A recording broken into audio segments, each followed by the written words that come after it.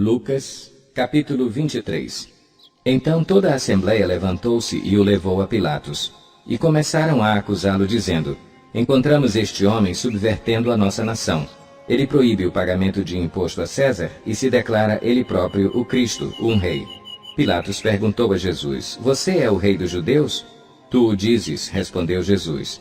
Então Pilatos disse aos chefes dos sacerdotes e à multidão: Não encontro motivo para acusar este homem. Mas eles insistiam: Ele está subvertendo o povo em toda a Judéia com seus ensinamentos. Começou na Galiléia e chegou até aqui. Ouvindo isso, Pilatos perguntou se Jesus era galileu. Quando ficou sabendo que ele era da jurisdição de Herodes, enviou-o a Herodes, que também estava em Jerusalém naqueles dias. Quando Herodes viu Jesus, ficou muito alegre porque havia muito tempo queria vê-lo. Pelo que ouvira falar dele, esperava vê-lo realizar algum milagre. Interrogou-o com muitas perguntas, mas Jesus não lhe deu resposta. Os chefes dos sacerdotes e os mestres da lei estavam ali, acusando-o com veemência. Então Herodes e os seus soldados ridicularizaram-no e zombaram dele. Vestindo-o com um manto esplêndido, mandaram-no de volta a Pilatos. Herodes e Pilatos, que até ali eram inimigos, naquele dia tornaram-se amigos. Pilatos reuniu os chefes dos sacerdotes, as autoridades e o povo, dizendo-lhes: Vocês me trouxeram este homem como alguém que estava incitando o povo à rebelião. Eu o examinei na presença de vocês e não achei nenhuma base para as acusações que fazem contra ele. Nem Herodes, pois ele o mandou de volta para nós. Como podem ver, ele nada fez que mereça a morte. Portanto, eu o castigarei e depois o soltarei. Ele era obrigado a soltar-lhes um preso durante a festa. A uma só voz, eles gritaram: Acaba com ele! Solta-nos Barrabás! Barrabás havia sido lançado na prisão por causa de uma insurreição na cidade e por assassinato. Desejando soltar Jesus, Pilatos dirigiu-se a eles novamente. Mas eles continuaram gritando: Crucifica-o! Crucifica-o! Pela terceira vez ele lhes falou: Por quê? Que crime este homem cometeu? Não encontrei nele nada digno de morte. Vou mandar castigá-lo e depois o soltarei.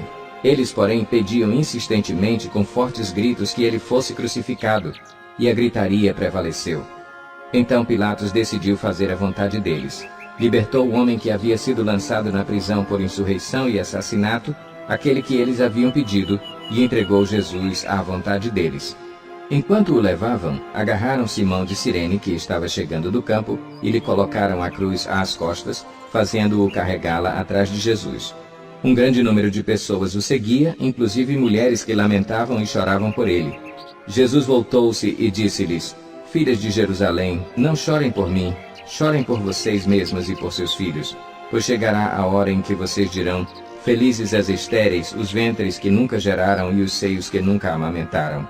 Então dirão às montanhas: Caiam sobre nós, e as colinas cubram-nos. Pois, se fazem isto com a árvore verde, o que acontecerá quando ela estiver seca? 2 outros homens, ambos criminosos, também foram levados com ele para serem executados.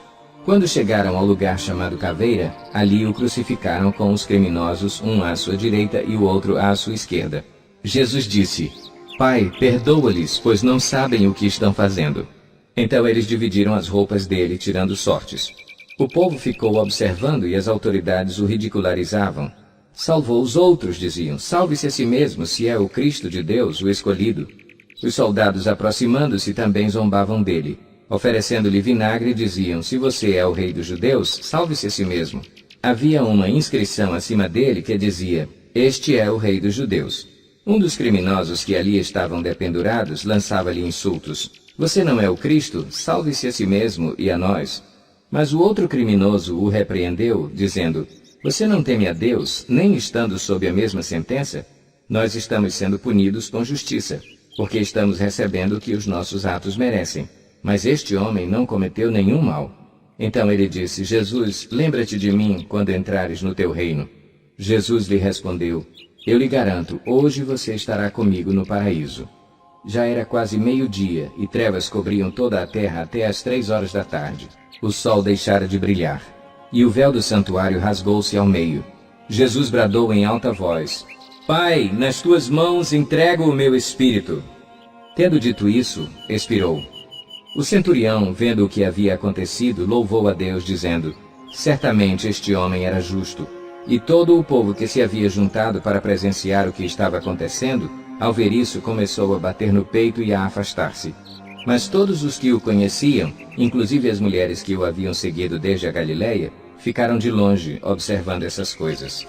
Havia um homem chamado José, membro do conselho, homem bom e justo que não tinha consentido na decisão e no procedimento dos outros. Ele era da cidade de Arimateia, na Judéia, e esperava o reino de Deus. Dirigindo-se a Pilatos, pediu o corpo de Jesus. Então, desceu-o, envolveu-o num lençol de linho e o colocou num sepulcro cavado na rocha, no qual ninguém ainda fora colocado. Era o dia da preparação e estava para começar o sábado. As mulheres que haviam acompanhado Jesus desde a Galileia seguiram José e viram o sepulcro e como o corpo de Jesus fora colocado nele. Em seguida, foram para casa e prepararam perfumes e especiarias aromáticas, e descansaram no sábado em obediência ao mandamento.